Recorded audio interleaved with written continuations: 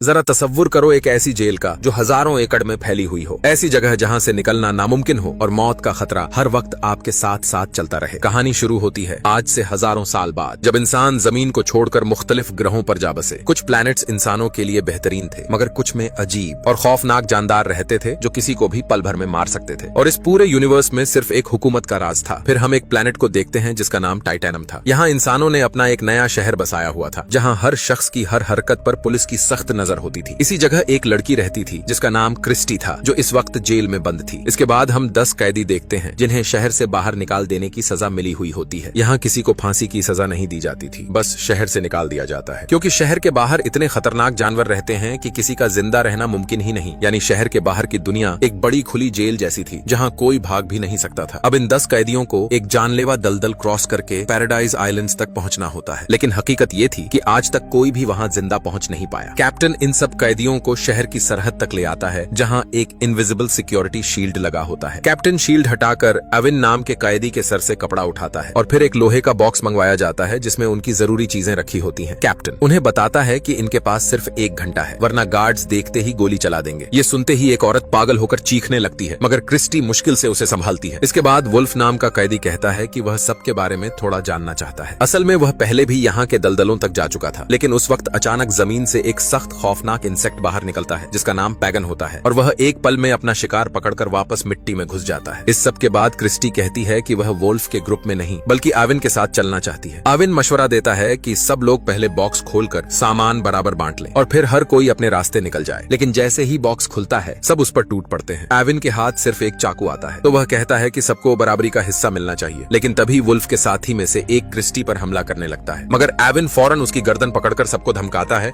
कि अगर किसी ने किसी पर वार किया तो नतीजा बुरा होगा। आखिर में वुल्फ उन्हें उनका हिस्सा दे देता है। फिर एविन कहता है कि मेरे हिस्से में जो खाने की चीजें आती हैं वो मुझे ना दो, बदले में मुझे वो खाली बॉक्स दे दो। ये सुनते ही वुल्फ खुशी खुशी मान जाता है। इनमें ये सब हो ही रहा था कि महल की तरफ से अचानक आवाज आई कि कैदियों को फौरन यहाँ से निकलना होगा। ये सुनते ही वुल्फ ने अपनी टीम को तुरंत आगे बढ़ने का हुक्म दे दिया। उस वक्त एविन और क्रिस्टी ने वो भारी बॉक्स कमर से बांधा और दोनों अपने रास्ते की तरफ निकल पड़े, मगर अचानक महल की तरफ से इन पर अटैक होने लगा और सब लोग पत्थरों के पीछे छुपने पर मजबूर हो गए। एविन को उसी पल अंदाजा हो गया कि ये हमला असल में उसे ही खत्म करने के लिए किया गया है। एविन ने क्रिस्टी को नीचे झुककर बिल्कुल आहिस्ता आहिस्ता रेंगते हुए आगे बढ़ने को कहा। कुछ ही देर में दोनों एक सुरक्षित जगह तक पहुंच गए, लेकिन एविन ने देखा कि वुल्फ की टीम पीछे से उनका पीछा कर रही है। थोड़ी दूर जाने के बाद क्रिस्टी ने पूछा, क्या सच में पैराडाइज आइलैंड नाम की कोई जगह है भी? एविन ने सांस भरी और बोला, अगर वो मौजूद न होती तो हुकूमत हम पर हमला क्यों करती? एविन बताता है कि वह पहली बार इस रास्ते पर जा रहा है, लेकिन फिर भी उसे पूरा यकीन है कि वह वहां जरूर पहुंच जाएगा। पता चलता है कि कुछ साल पहले एविन हुकूमत के प्रेसिडेंट का एडवाइजर हुआ करता था। दूसरी तरफ हम नया प्रेसिडेंट देखते हैं जो कैप्टन को बुलाकर गुस्से में पूछता है, ये एडवाइजर अब तक जिंदा कैसे है? कैप्टन उसे तसल्ली देता है कि आज तक कोई भी इस दलदल से जिंदा निकला ही नहीं, तो ये भी मारा जाएगा। इधर एविन और क्रिस्टी को रास्ते में थोड़ा सा साफ पानी मिलता है। क्रिस्टी फौरन अपना चेहरा धोती है और सोच में डूब जाती है कि आगे क्या होगा। उसी वक्त एविन बड़े सख्त लहजे में कहता है, हिलना मत। क्रिस्टी को गलतफहमी होती है कि एविन उसका नुकसान करना चाहता है, मगर असल बात ये थी कि एविन ने वो खतरनाक पेगन इंसेक्ट देख लिया था जो जमीन से बाहर निकलने वाला था। जैसे ही वो पेगन एविन पर झपटा, क्रिस्टी ने हिम्मत दिखाकर चाकू से उसका हिस्सा काट दिया।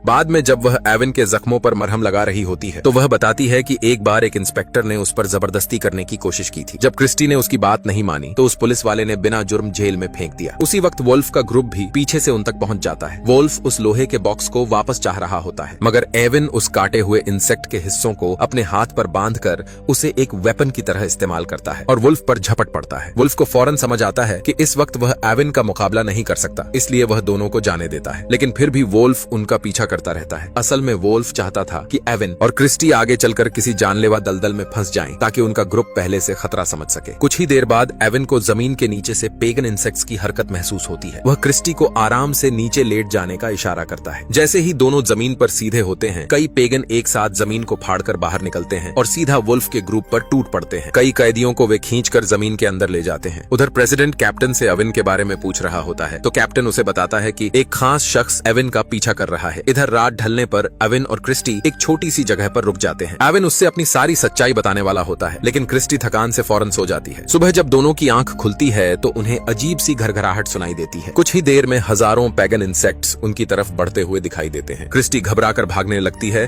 मगर एविन उसे तुरंत पकड़कर लोहे के बॉक्स के अंदर डाल देता है। खुद भी उसमें लेटता है और ढक्कन जोर से बंद कर देता है। इस तरह दोनों इन इंसेक्ट्स के हमले से बच तो जाते हैं, लेकिन बॉक्स का ढक्कन बुरी तरह टूट जाता है। दरअसल एविन ने यह बॉक्स इसी खतरनाक मुश्किल से बचने के लिए मंगवाया था। आवाजें खामोश होने पर दोनों बॉक्स से बाहर आते हैं और उसे वहीं छोड़कर आगे बढ़ जाते हैं। कुछ दूर चलने पर वे दलदल के शुरुआती हिस्सों में पहुंचते हैं। पीछे से वुल्फ का पूरा ग्रुप भी उनका पीछा कर रहा होता है। लेला नाम की एक लड़की को शक होता है कि इस रफ्तार से तो एविन और क्रिस्टी बहुत आगे निकल जाएंगे, इसलिए वह तेज कदम बढ़ाती है। लेकिन वुल्फ उसे रोकने के लिए दौड़ता है कि वह दलदल में न फंस जाए, मगर बदकिस्मती से वह खुद ही फिसलकर दलदल में फंस जाता है। इसी दौरान लेला सबको बताती है कि एविन पहले प्रेसिडेंट का एडवाइजर था और वह जानता है कि इस दलदल से जिंदा कैसे निकला जाता है। यान नाम का एक कैदी वुल्फ को दलदल से निकालने में मदद करता है। अब रात होती है। एविन और क्रिस्टी फिर एक जगह पर रुकते हैं। एविन उसे कच्चे मेंढक खिलाकर ताकत दिलाता है और फिर अपनी असली कहानी बताता है। वह कहता है कि वह पुराने प्रेसिडेंट का एडवाइजर था, लेकिन जब उसने हुकूमत का काला सच देखा तो उसने आवाम के सामने इस सिस्टम को बेनकाब करने की कोशिश की। हुकूमत किसी को सीधा कत्ल नहीं कर सकती थी, इसलिए उसे सजा के तौर पर इस मौत भरी दलदल में फेंक दिया गया। एविन बताता है कि यहाँ भेजने से पहले उसने सिस्टम के अंदर एक खास वायरस छुपा दिया था, जिससे उनका सारा सिस्टम तबाह हो जाएगा। यह वायरस एक सीक्रेट कोड से बंद है और वह कोड सिर्फ उसे ही मालूम है। जल्द ही सिस्टम पूरी तरह तबाह हो जाएगा। न कोई हथियार काम करेगा, न कैमरास, न सैटेलाइट्स। फिर लोग अपनी मर्जी का नया सिस्टम खुद बनाएंगे। क्रिस्टी यह सब सुनती है तो कहती है, फिर तो हुकूमत के लोग तुम्हारे पीछे पागल होकर पड़े होंगे। एविन कहता है कि उसे पूरा यकीन है कि तब तक वह यहाँ से निकल चुके होंगे। इधर शहर में सिस्टम तबाह होना शुरू हो जाता है। पहले कम्युनिकेशन सैटेलाइट्स बंद होती हैं और फिर बाकी सारे सिग्नल डेड होने लगते हैं। इधर हम अगली सुबह लेला और वह कैदी जो वुल्फ का ग्रुप छोड़ चुके होते हैं, उनका सामना रास्ते में कुछ जंगली लोगों से हो जाता है। उनकी चीखें दूर तक सुनाई देती हैं। क्रिस्टी बहुत उदास हो जाती है और रोकर कहती है कि जिसने यह सजा बनाई होगी वह कितना जालिम होगा। मगर एविन उसे बताता है कि किसी को तुरंत मार देने के बजाय जेलों की जगह उन्हें खुले में छोड़ देने का यह आइडिया उसी का था। यह सुनते ही क्रिस्टी बहुत गुस्सा होती है और एविन पर चीखने लगती है।